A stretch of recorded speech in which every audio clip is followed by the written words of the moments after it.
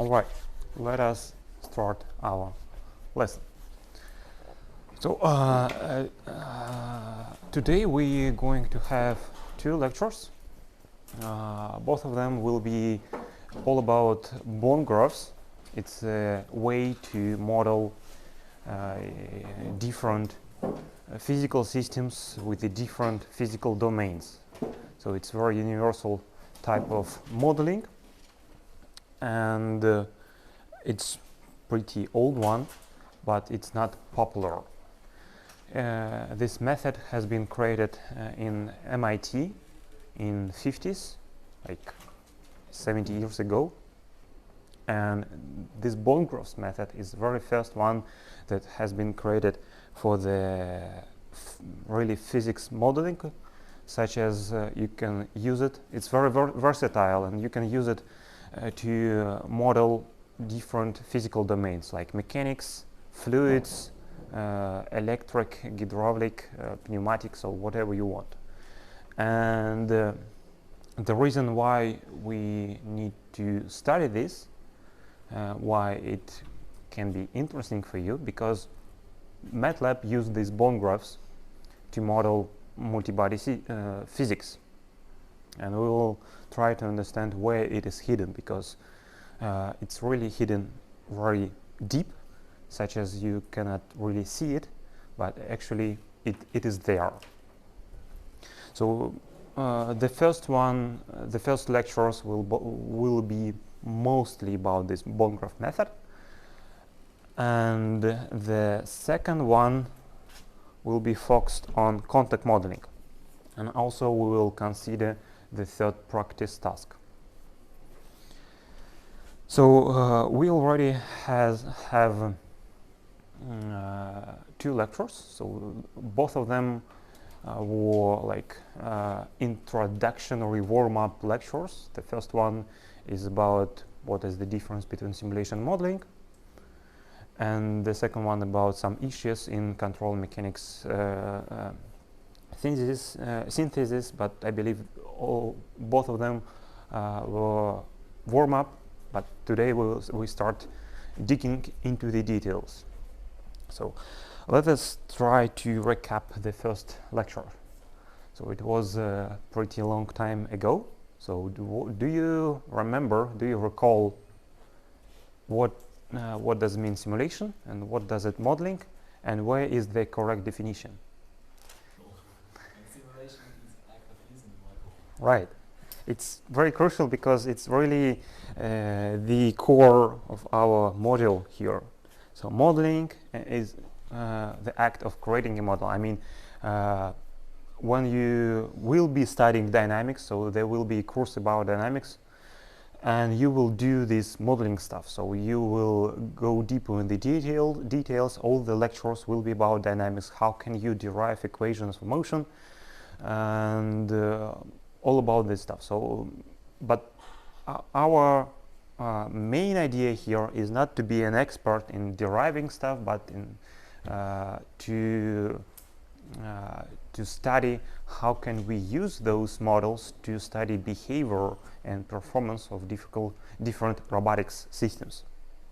But in order to study, in order to use those models, we will create them. But I believe the models that we're going to create and that you already created, they're pretty simple.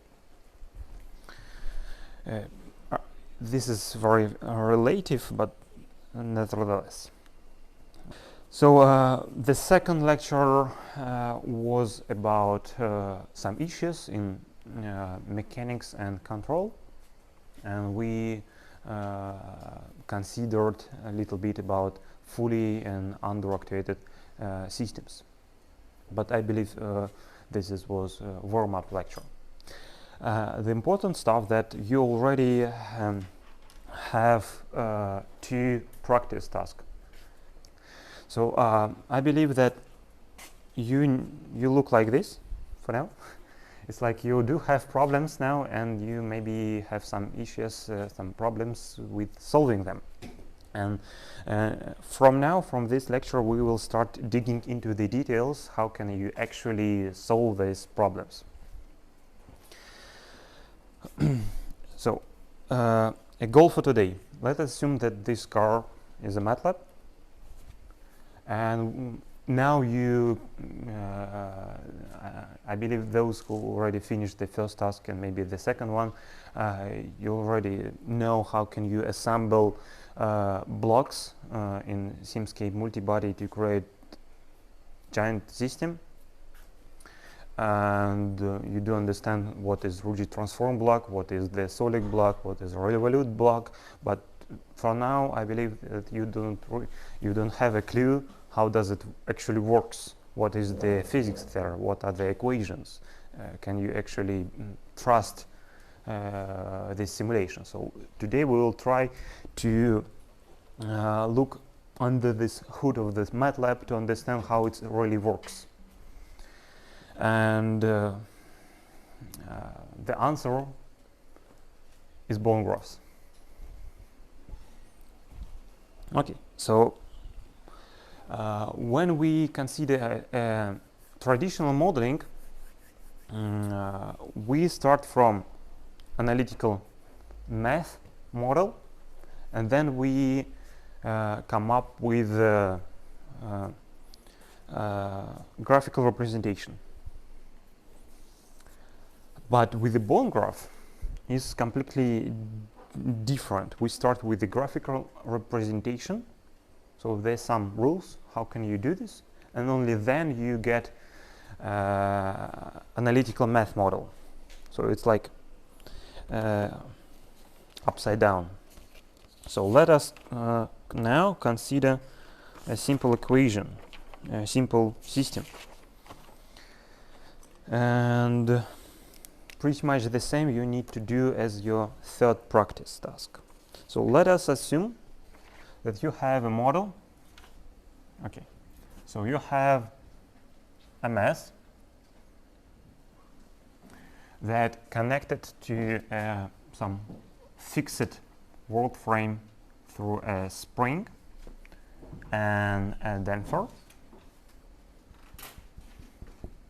So we have a mass, we have a spring with the coefficient of stiffness K, and a damper with the coefficient of damping B.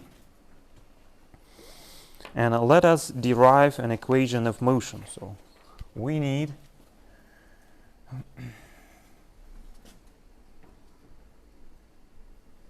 to derive an equation of motion.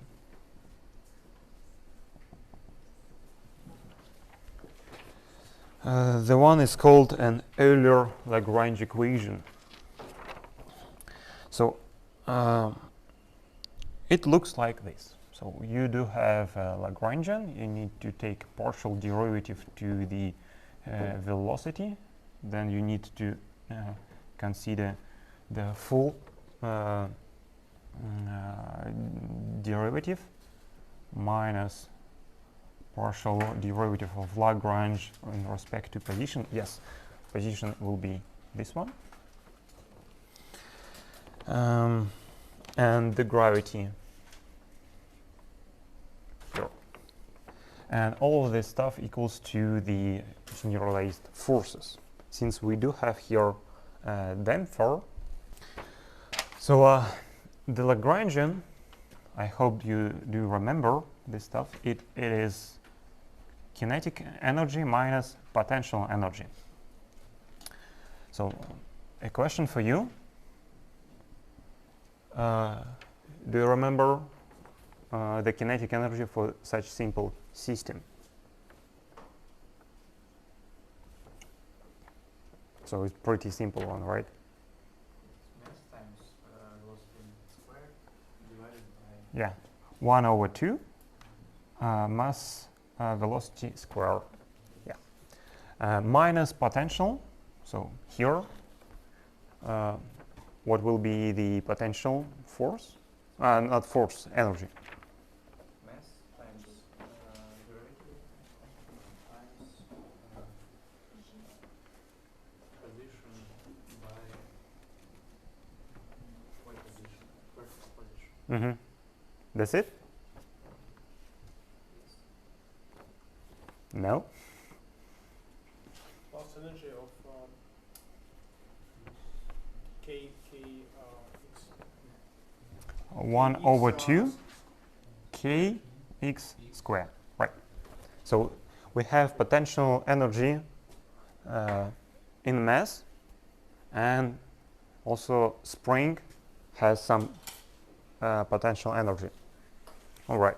And it will be convenient for you if we will write not v for the velocity, but x dot, such as it will be easier to see how can we derive the Lagrangian. All right, so now we do have Lagrangian. We need to take a partial derivative. So we need to consider a partial derivative in respect to x. So here it will be 0, right? So it's like a constant. Then it will be minus mg minus kx, right? So we now can do the second partial derivative in respect to the x dot. What it will be? What should I write?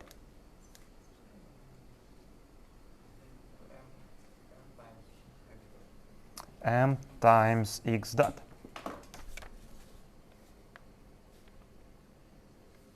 Yeah. And now we need to consider a full time derivative in respect to the previous partial derivative in respect to x dot. So what it will be? Right. It is correct. And now we can assemble all of this stuff in one beautiful equation. So I will write it here. So it will be m x double dot equal to, what should I write here? Not equal to, but minus this stuff. So it will be plus mg plus kx equals to q. And q here is the force which is generated in the damper, and it will be minus coefficient of damper times x dot. And now we just have derived an equation of second order mechanical system. We can rewrite it in the typical canonical form of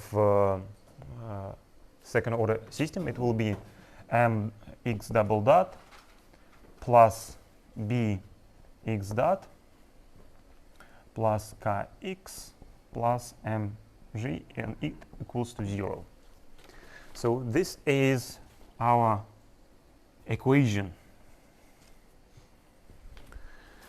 It's pretty simple system, right?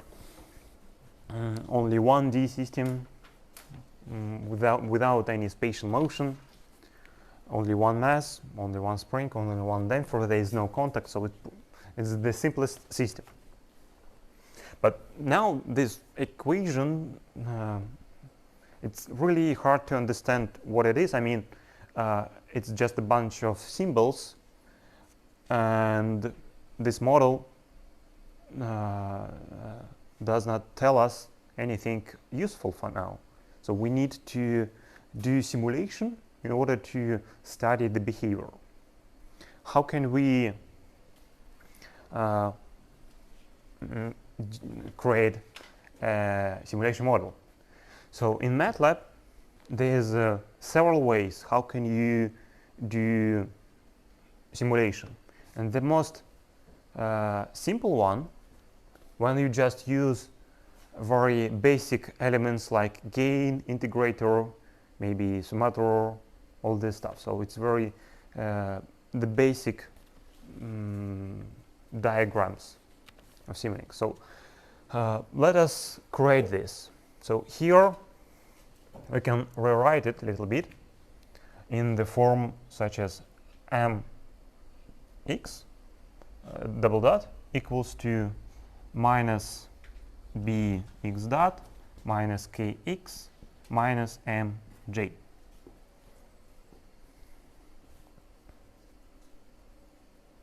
Yeah, you know, it will be better if we will leave mj on the left side. Yeah, like this. It will be easier to understand. Let us start with a block, which is just a summator, so sum block. Let's assume that we know m. So we know all the forces. So we know the left side, and from here, let's assume that we know all this stuff.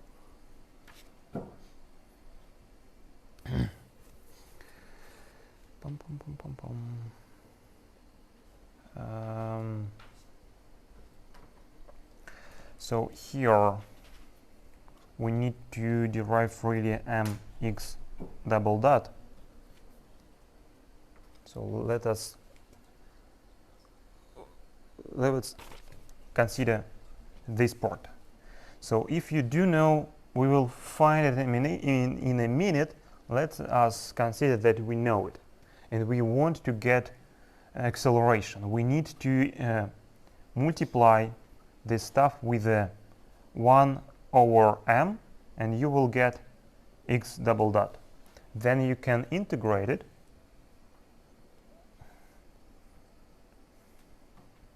and you will get, what will you get? Yeah, you will get x dot. Then you can integrate it once again, and you will get x, right? Now you can multiply this x with the coefficient of stiffness, and here I have x times k, so it is force which is generated in a spring, and you can put it here in the summator with a minus, right? Then you can take x dot, you can multiply it with the b coefficient, and you will get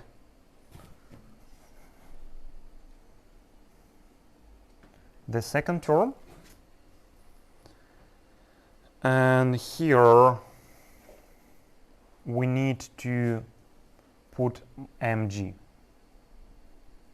and it will be a constant here, right? Do you agree? So here we assembled a model using very basic elements, and let us consider a MATLAB model. So here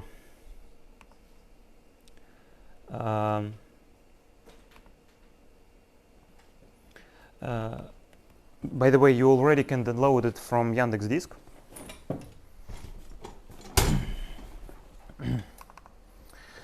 So here you can see a script, mass spring damper parameters. This one you can find in Yandex Disk in the the third practice. So there you will find a live script and a model, two models actually. So let us consider, so I will delete everything, so CLC clear, and let us try to consider the script. So actually here you can see everything that I just derived for you, such as you can consider it once again at home. And it's also like an example of your report, such as you can do derivation of your own system, and if you're familiar with the LaTeX script, you can write it here. It's very convenient to get very clean and beautiful equations. So you can write it here. So I I derived here the equation, just like I showed you here. And then you can actually run a script with the model that we just assembled here. So now you do understand everything, what is written here. And now you can actually run it and consider, wow.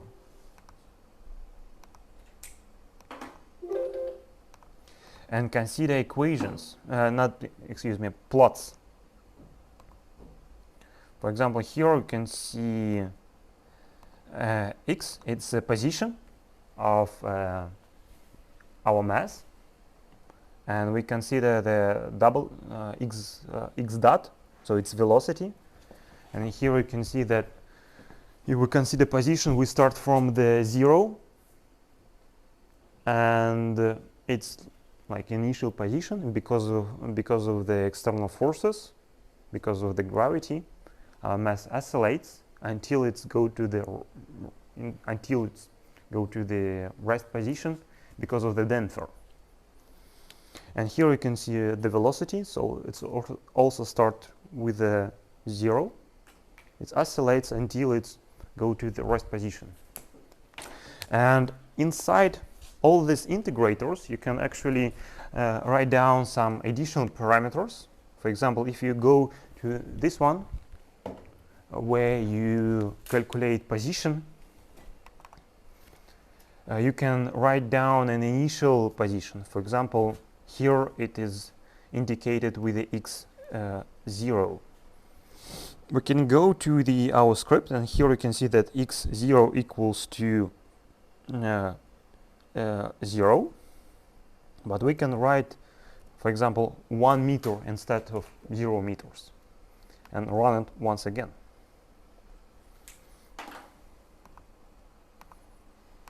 And now you can see that our plots have changed, that we start from the position 1 meter, and we have different systems. So we can play with the coefficient. For example, we can put some great damping coefficient. So now it's 3. If I put something, for example, 1000, we will get rid of all of oscillation, right? So yeah, you can see here. And now you actually can play with all the coefficients, and really you can see how your system is going to behave if you will change coefficients. So you can really now argue about performance of your system. If you have just symbols, you cannot do this. And this is act of modeling, and this is act of simulation. All right. Let us continue with our slides.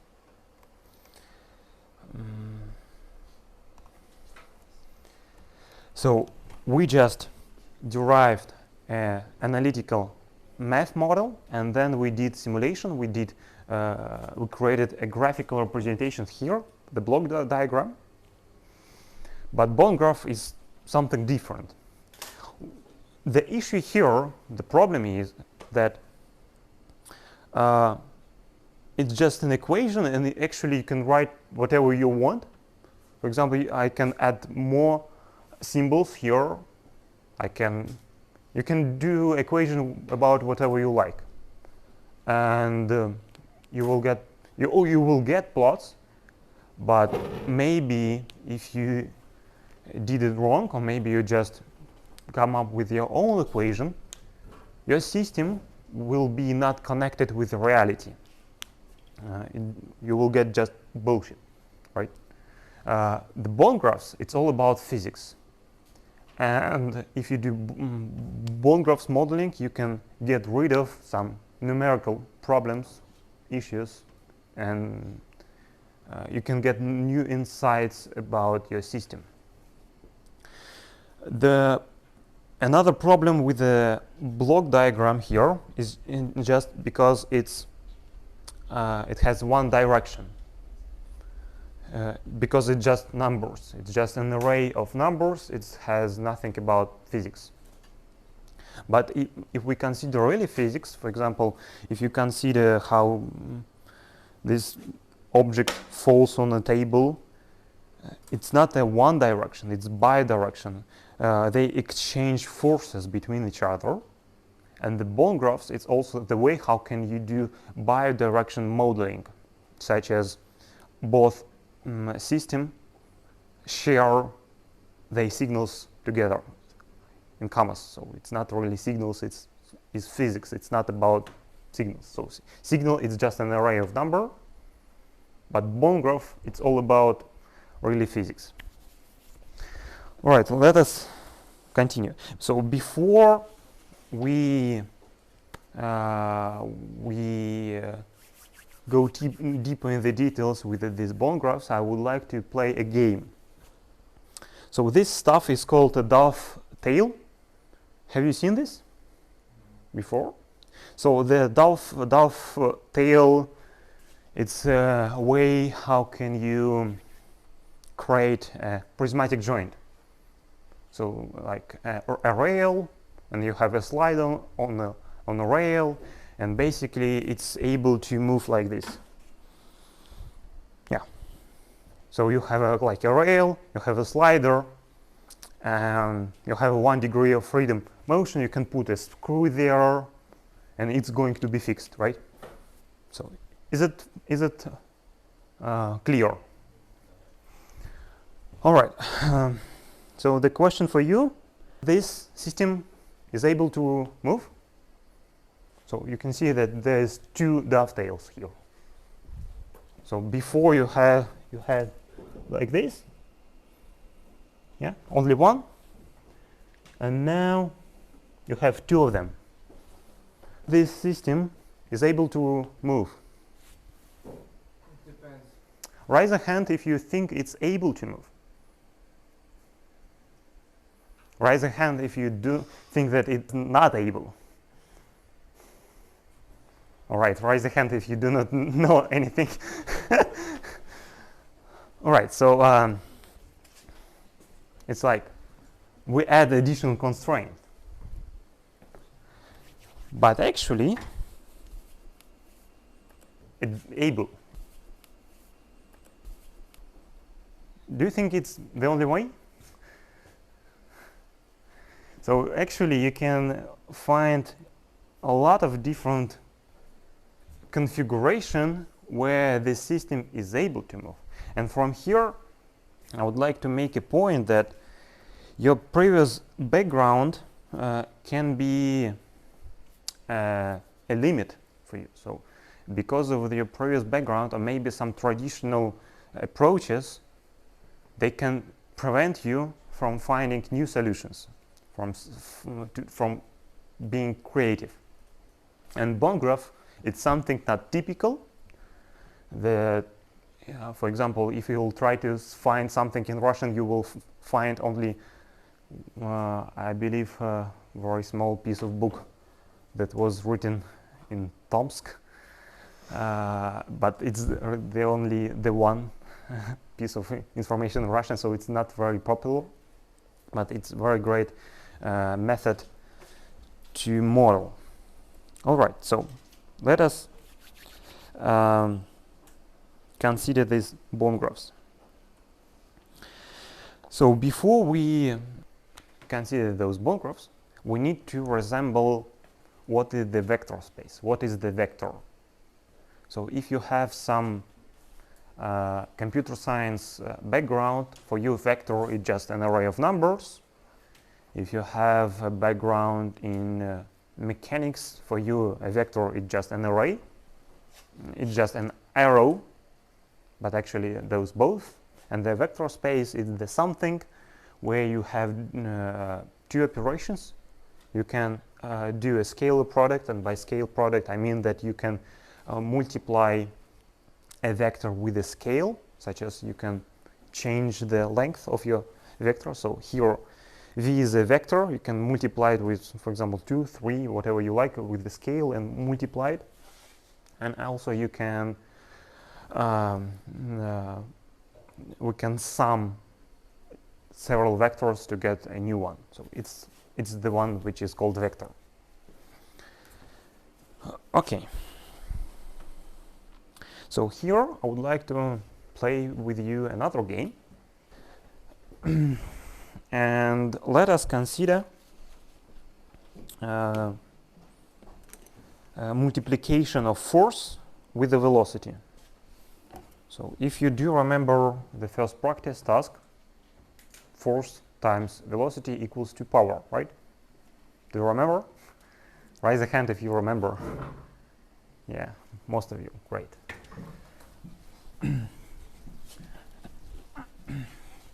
So if you have some, I don't know, let's assume that you have a link and you apply a force to this link, you can express all these velocities, all this power in different coordinate systems, right? Let's assume that we have just an object and you apply force here and you can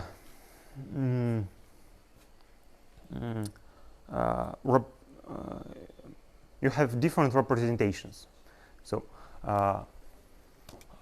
let's assume that we do have some object and we apply a force here, and our object is able to move with some velocity v. And you have here different frames. Let's call it what it will be, yeah, A and B. So it will be a frame A, and this one will be frame B. So you can express your forces and velocities in different coordinate systems, and if it's different coordinate system, F expressed in A will not be equal to F expressed in B, right? But if we consider power is scalar, and power will be the same no matter what kind of frame have you chosen. And if you take the force times velocity, so here I represent it as a 1D problem, but you can think about like a spatial object in Euclidean 3D space. So there will be a vector and there will be force, and if you multiply it together, you will get power. And if you express it for the coordinate system A, the same power will be if you express it in coordinate frame B. It will be the same. From our practice tasks, we know that we can go from one frame to another frame, and we will consider this on our next lecture. How can we represent motion in spatial space, in Euclidean space? We'll talk about rotation matrices and homogeneous transformation matrices, but generally, if you have expressed, if you have expression of velocity in one frame, you can go to another frame if you will just multiply it with some coordinate transformation. So I'm not telling you what it is for now. You just need to have an intuition that you can do this transformation. All right, so we can put it inside here. So it will be force transpose, then we can put it here, equals to all this stuff. It will be b. Velocity b.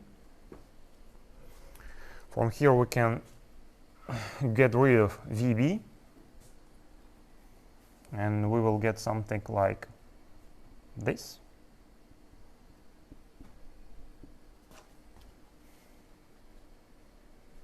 Right?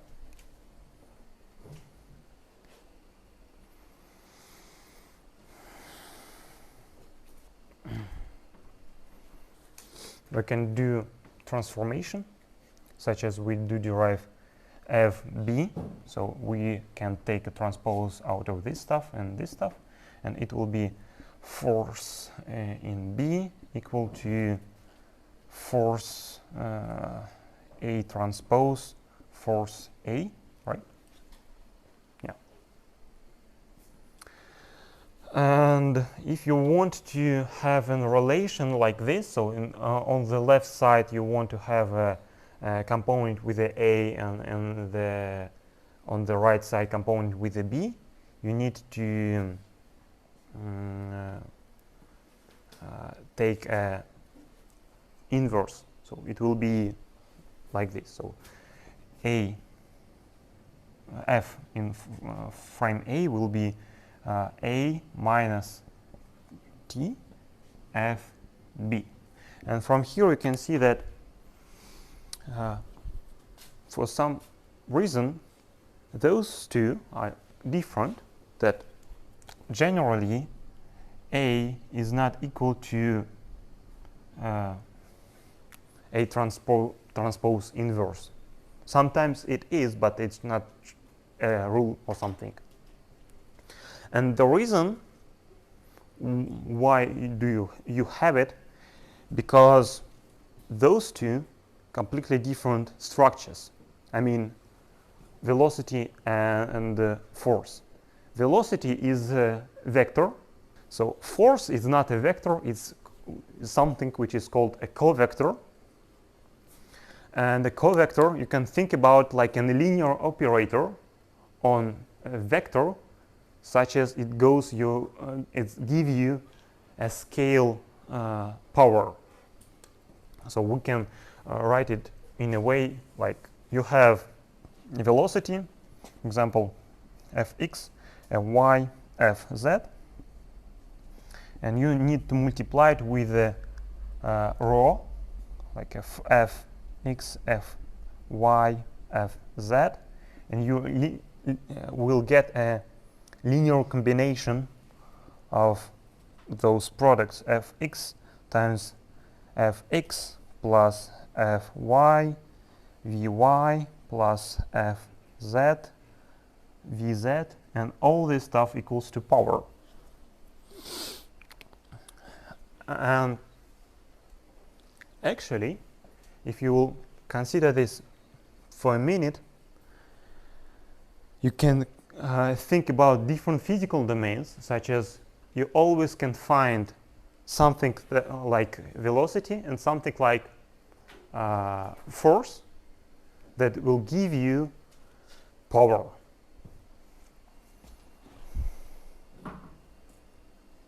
So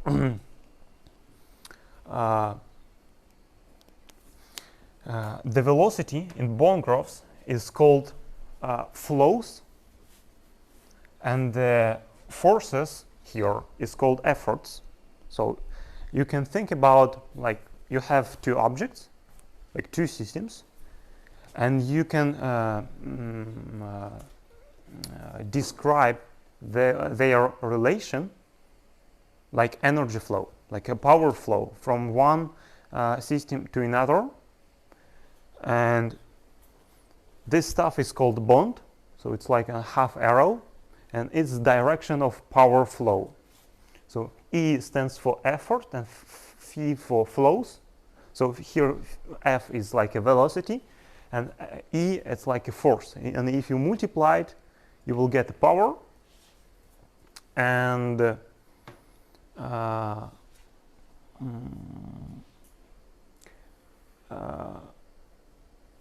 you can describe all this system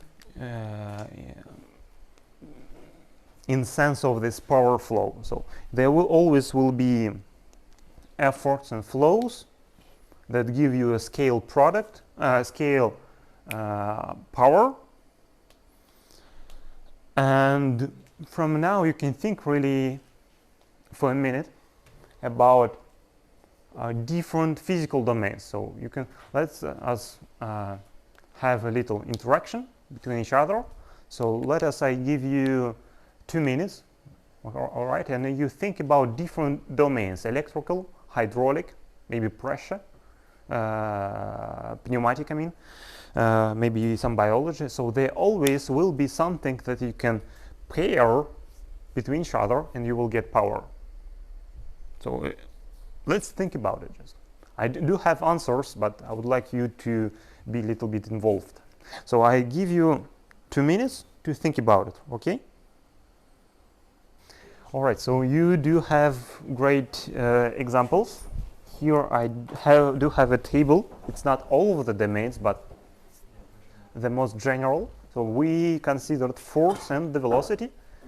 Also, you can consider rotation motion, like a torque times angular velocity. Next lecture, we will consider spatial motion, not just a 1D motion, but something which is called range. Did you hear about this stuff? A range. So it is a vector, 6-dimensional vector that gives you all information about all the forces and all the torques which is applied to your body. And twist, it's spatial velocity that gives you all information about linear and angular velocity. So in electrical domain, so several you provided this example that you can take a voltage and multiply it with the current, you will get power. And in hydraulic, you can multiply pressure with the volume flow rate, but the same goes for the fluids, for the air, for continuous mechanics, for chemical domains, so whatever you like. So you can look for bone graphs in just a huge direction of modeling. I don't know how to call it, but we will stick with those. So we will consider mechanics, little bit electrical, and just a little bit about hydraulic, just in examples. All right, so the idea here is that power do not depend on your coordinate frames.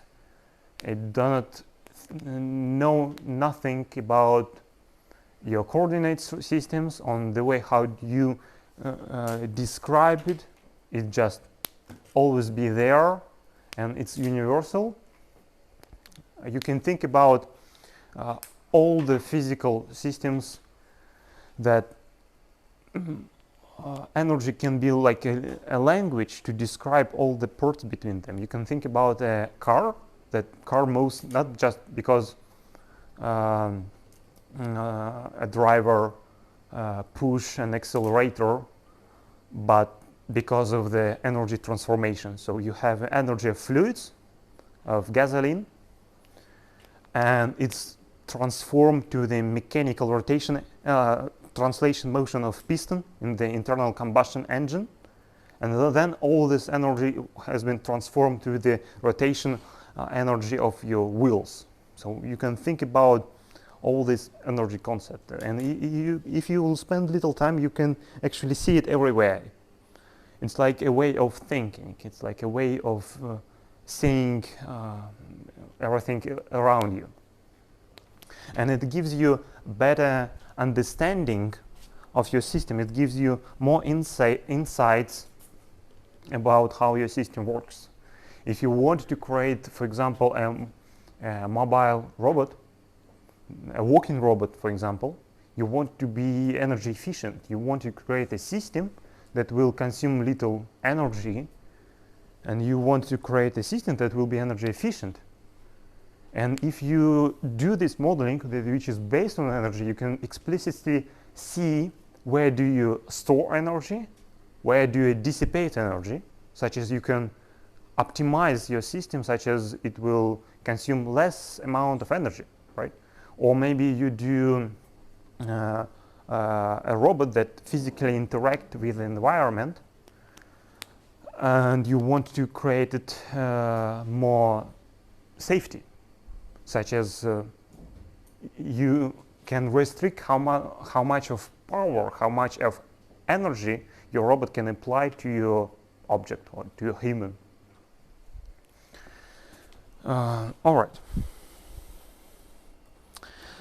So I'll just tell you this stuff. So and another point here is just that there's a few rules. How can you do this bone growth modeling? And we'll just consider a glimpse of these rules, so, like a tip of iceberg. But I believe that you can see the idea, and all of this methodology has been created to create a computer program to simulate all this stuff.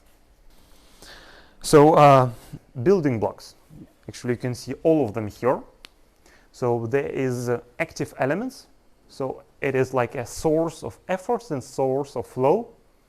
So it's like a source of voltage, for example. So you can think about your battery as the source of efforts, or a source of voltage, or it can be a source of force, for example, a source of gravity force, or maybe you want to apply some force to an object.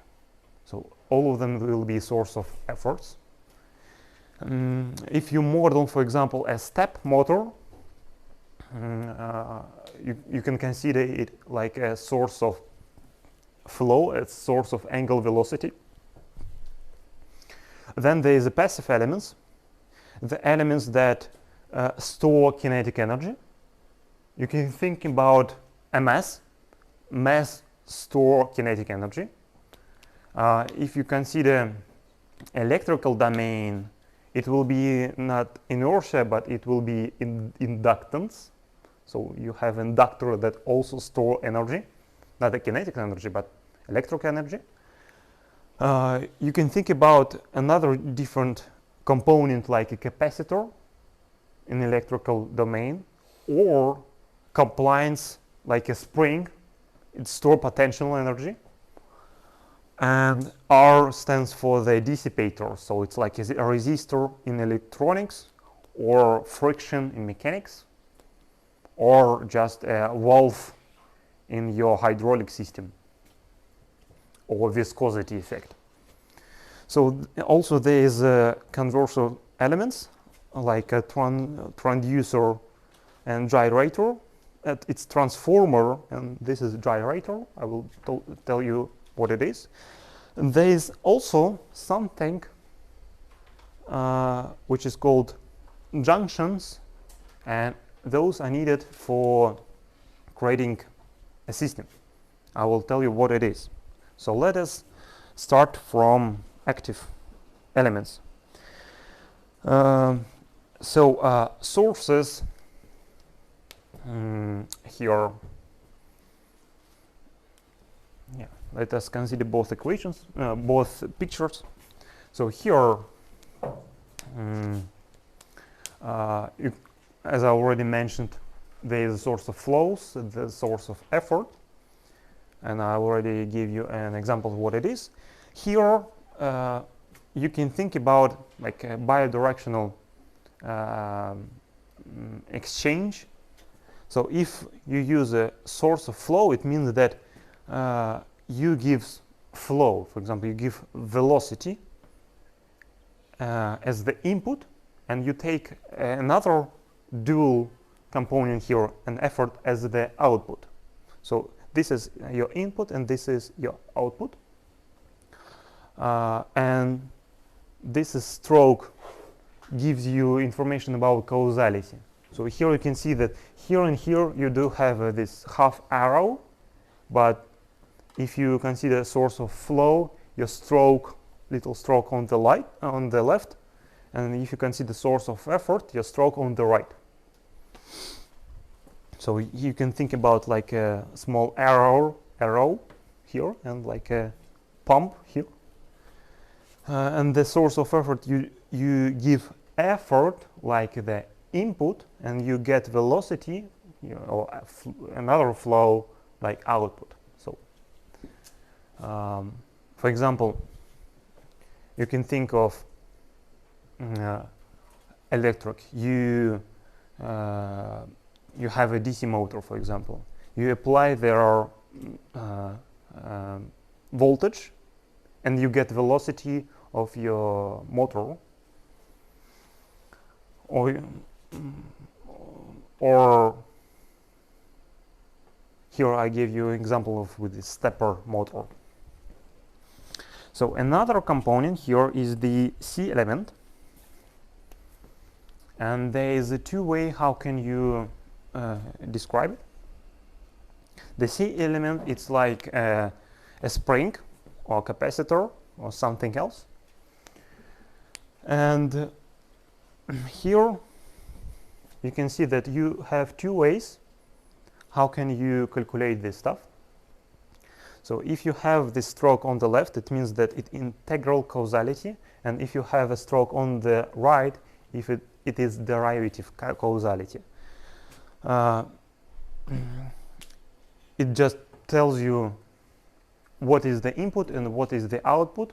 If you consider in derivative causality, it's like you know force, and to calculate velocity you need to take a derivative, and you actually can do this. So let us consider that C element, and here C will be not mass but compliance, so 1 over C it will be coefficient of stiffness. So let me write it once again. So the equation for the integral causality will be E1 over C, an integral with the flow, and here E will be force, 1 over C, this is compliance, and 1 over C equals to K coefficient of stiffness. And here we can put velocity, and all this stuff will be equal to K. So V, it's like X dot, so it will be Kx, and it's the force which is generated in the spring. And this is the integral causality. Integral causality. And the opposite one, the one which is not like a wrong one, where you have a flow which is equal to C and derivative of effort. So here it will be velocity 1 over K, and force with the dot. We know actually the force, so it will be we can like put it here, and you can just think about that it will be like 1 over K Kx dot plus K dot x. Since it is a constant, this one equals to 0, and if you will just multiply K with 1 over K, you will get x dot, so it's also velocity. But in order to calculate a derivative, you need to know or to predict your future behavior. So here I have some slide about taking a derivative. So there is several ways you can find. So there is a link for a blog. You can find forums where guys are arguing about how can we do proper derivation. But actually there is several ways, and one can think about that there is one way that you can consider your derivation based on only current and past state, like this one, or current and future state, or both past and future state. But generally you need to do an assumption about your future behavior, or to try to predict behavior to take a derivative, but it's not physically consistent. And this is why it's much better to do an integral causality where you do not need to take a derivation. So this is the way to go, actually. And sometimes you just need to use a derivative causality, but it just you're just forced to do this. Sometimes it depends on your model, but this is the way actually how you need to do this. Okay, so let us consider the example. So here I already wrote you some equations. For example, spring, the one that we just mentioned. So here force will be 1 over c. C, it is like a compliance, so 1 over c equals to k. And the integral of v, so kx. So we just derive it. The same goes for the current. So voltage will be 1 over c. C here will be capacitor. Times integral of your current. And here is the hydraulic example where pressure will be 1 over some coefficient which tells you about either cross section, maybe radius of your pipe, times integral of volume flow rate. And all of them store energy. So here it's potential energy, here's some electric energy, and you can think about a liquid also has some energy. So here you can see a bunch of equations that gives you a way to calculate integral or derivative causality. In general, for translation motion, so it's force equals to kx here, rotational tau equals to also k angular angle, electric, so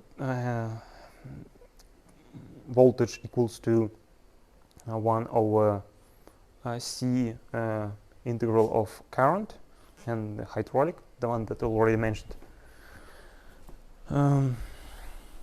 Another example, it is like mass or inertia or electrical inductance. You also have here two ways how can you do derivation, integral and derivative causality. So also here derivative is the one which is the correct one. So let me just rewrite it. So in general form it will equal to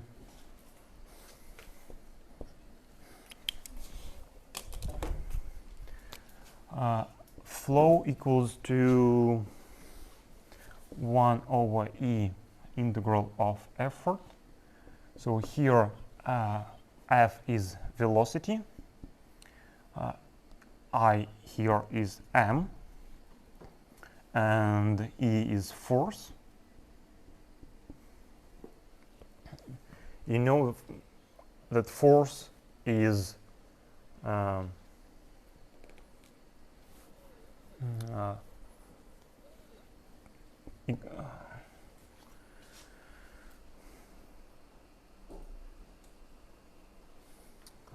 force, it's like mx double dot, and if you take an integral, you will have m times x dot.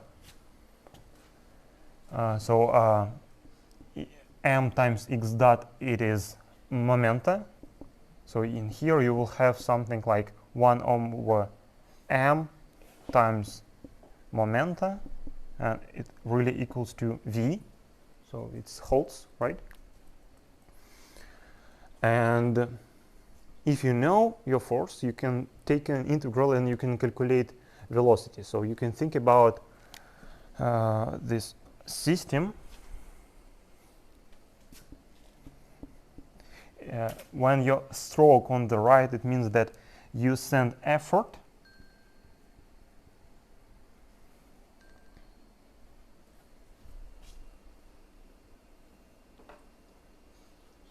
You send effort, force here.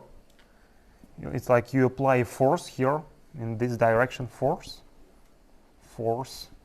And if you do know your force, you can use this equation to calculate velocity that goes like the output signal, velocity. And this is the bidirectional interaction. So those are examples of I elements. So it is an inductance, mass or inertia. You can consider rotational motion as well, or you can also consider hydraulic example. So also bunch equation. It is for you to do home modeling. R element is the one that you can use to model a damper, a resistor, a friction, for example. There is no integral and derivative causality. It just depends on what do you know. If you know the force which is applied, you can calculate the velocity. Or if you do know velocity, you can calculate the force. So also some examples: a resistor, a damper, and like a smaller cross section in hydraulic example. The one which is a little bit interesting, it is transformer. It's like you have your efforts and flows, and you want to multiply it. You want to scale it. You can think about a lever or a gearbox or pipes with a different cross section. Okay, let us have some little practice. I will derive you.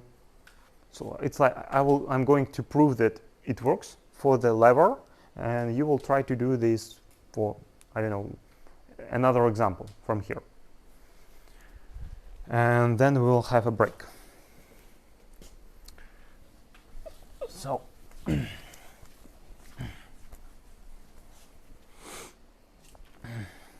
let's assume that we have a lever, and this is a joint, and the force is applied here, F2, and here F1. So according to our rules here, E2, so I will just write it here, just apply it, and then I will going to prove that it actually works. So, and it will be F1 equals to K F2. All right, so here E2 will be force equals to K multiply with the force 1, and here it will be velocity 1 equals to K multiplied with the velocity 2. We need to understand what is the K. All right. So since it's one link, we can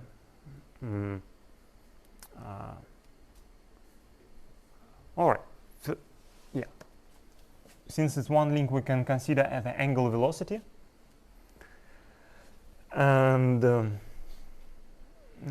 if we do know angular velocity, we can consider a linear velocity of that point. Let's call me B, AB. So the linear velocity of point B will be multiplication of angular velocity times f2.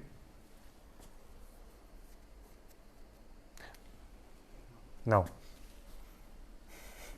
it's not power. Right? We need to multiply it with a level, like this one. Yeah. Do you agree? And the same we can write for V1.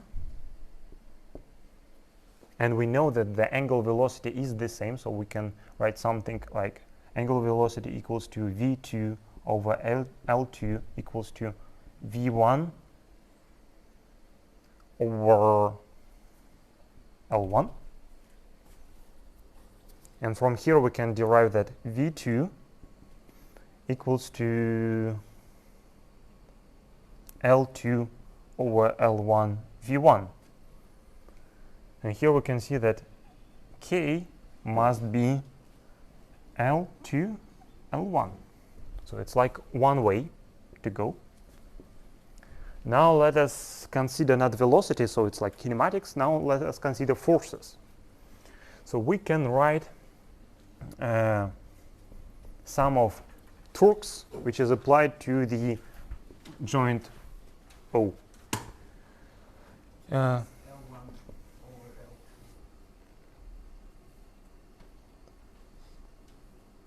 Is it wrong? Yeah, I believe so. We need to derive V1, right? Yeah, it will be L1 over L2 V2. Yeah, sorry. L1, 2, thanks.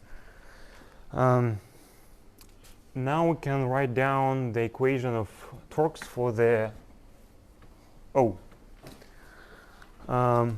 It will be L times force. Now, since it is like counterclockwise, so it will be with the positive direction.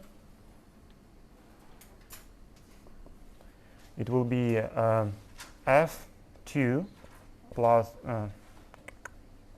L2